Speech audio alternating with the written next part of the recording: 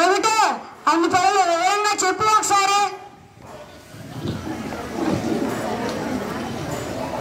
ఏటుంటది? తెల్లారి ప్రార్థనలో మొక్కడం, ఇంటికాడ మధ్యాహ్నం బడి దగ్గర భోజనం మెక్కడం, ఇంటికాడ పెన్నుతో బగ్గడం, పొద్దుయి మైదానంలో ఎగరడం, ఇవే పనులు. వెటకారంగా చెప్పినా ప్రతిరోజు బడిలో చేస్తున్న పనులు సారాంశాన్ని బాగా చెప్పావు నాన్న. ఏటో గొప్ప పనులు. దైవ ప్రార్థన, దేశభక్తితో కూడిన ఎన్నో మంచి విషయాలు పాఠశాలలో ప్రస్థానం అవుతున్నాయి. అంతేకాదు మామయ్య, నడవడికి అదిద్దే మహనీయులు చెప్పిన మంచి మాట, మంచి సూక్తి, భారతదేశ పౌరులకు కర్తవ్యం గుర్తు చేసే ప్రతిజ్ఞ.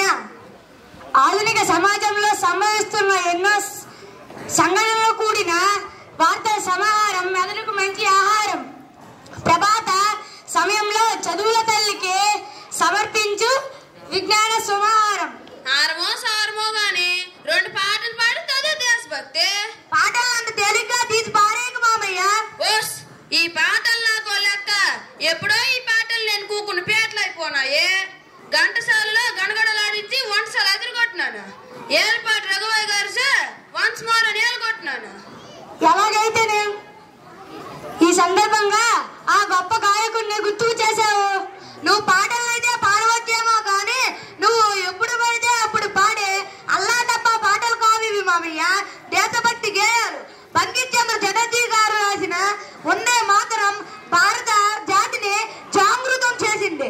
మహమ్మద్ ఇక్బాల్ గారు రాసిన సారే జహాసే అచ్చా అణువణువు చైతన్యాన్ని రేపింది. అంతేకాదు తిమ్మరసు తీయుక్తి కృష్ణరాయుని కీర్తిని సుమాంజలి అర్పించిన శంకరంపల్లి సుందరాచారి మా తెలుగు తల్లి అనే గేయం మన తెలుగు ప్రజలలో గుండెల్లో చిరస్మరణీయం చేశారు. ఏంటి పాటల్లో ఎంత గొప్పతనం ఉందా? నాకు తెలియదు.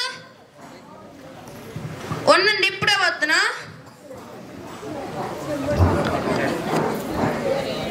ఎక్కడికి మామయ్య పొరుగు?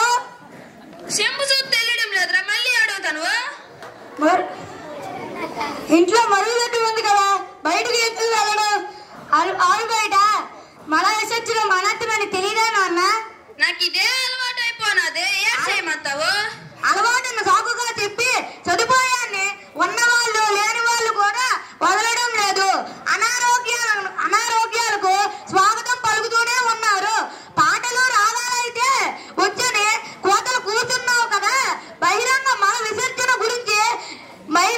విసర్జన వల్ల వచ్చే రోగాల గురించి తెలియదా మామయ్య? పరిసర ప్రాంతాల్లో చెత్తను పోసి మల విసర్జన చేసి డెంగ్యూ వంటి వ్యాధులకు గురి అవుతున్నా కానీ మనకి బుద్ధి రావడం లేదు. మరుగుదొడ్లు వాడండి, అజ్ఞానం వేడండి. ప్రభుత్వం ఎన్ని ప్రచారాలు చేస్తున్నా మరుగుదొడ్లు ఉపయోగించమని చెబుతున్నా మనకు పట్టడం లేదు. అశ్రద్ధ వద్దు, పరిశుభ్రత ముద్దు. ఆపండి, ఇక నుండి ఈ రోజుతో ఈ చెంపు రద్దు.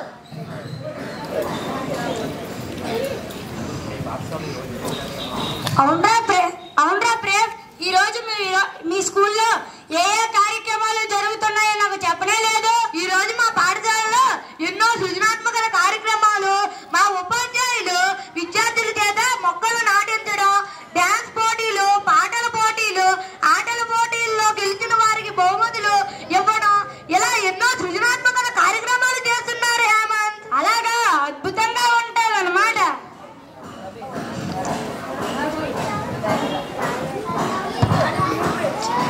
ఏంటో సీను ఆ మొక్క? మా స్కూల్లో ప్రతి విద్యార్థికి ఒక్కొక్క మొక్క ఇచ్చారు పెంచుకోమని. ఈ మొక్క బాధ్యత నాది. అక్క బాధ్యత అయితే తీసుకున్నావు కానీ మీ అక్క బాధ్యత తీసుకోవా? అక్క బాధ్యత నేనెందుకు తీసుకుంటా? అది నాన్న పని కదా. మీ నాన్న సగంలోనే మీ అక్కను చదువు మానిపించి వంటగదిలో బంధించాడు. ఇప్పుడు పెళ్లి చేయడానికి కూడా సిద్ధపడుతున్నాడు. తెలిసిందా? భలే భలే, పెళ్ళైతే చాలా సరదాగా ఉంటుంది. చుట్టాలు వస్తారు, విందు భోజనం, పసందైన భోజనం. నోరు ముయ్యరా, నువ్వు చదువుకుంటే సరిపోతుందా? మీ అక్క చదవాల్సిన అవసరం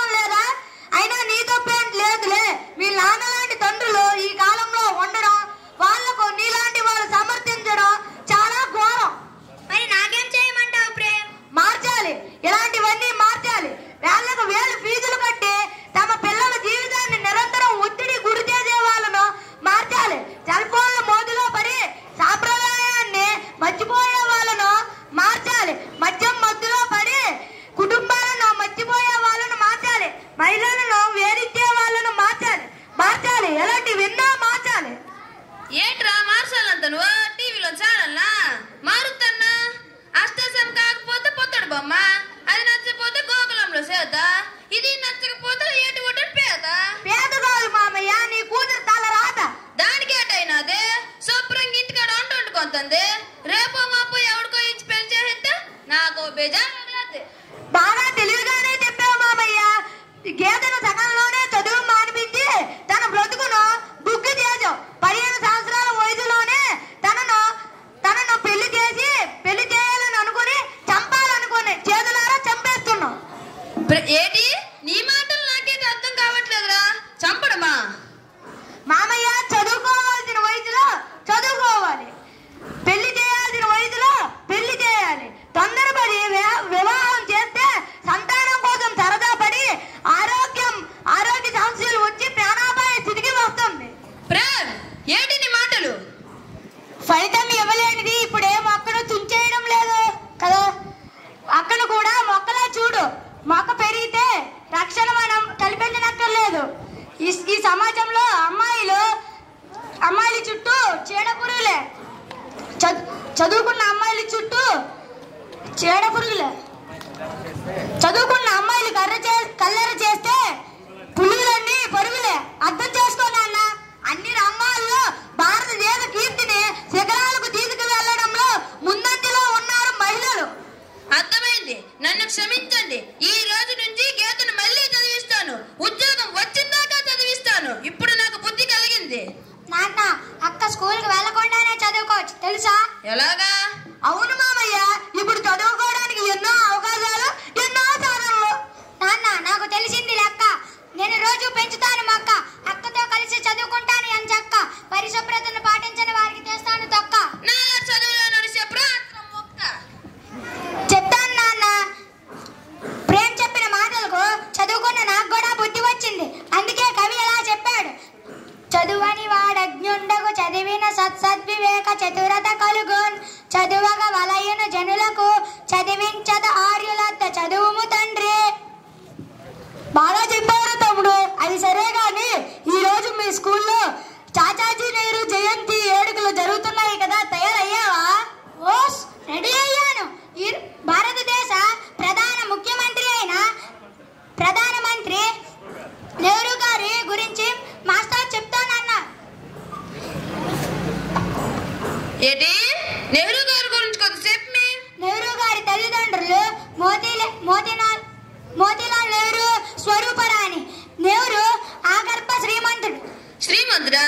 అంటే ఈ మధ్యకు ఒక సినిమా వచ్చినదే, మహేష్ బాబు అంతడు. ఆ సినిమాయినా? అది కాదు నాన్న, అది సినిమా.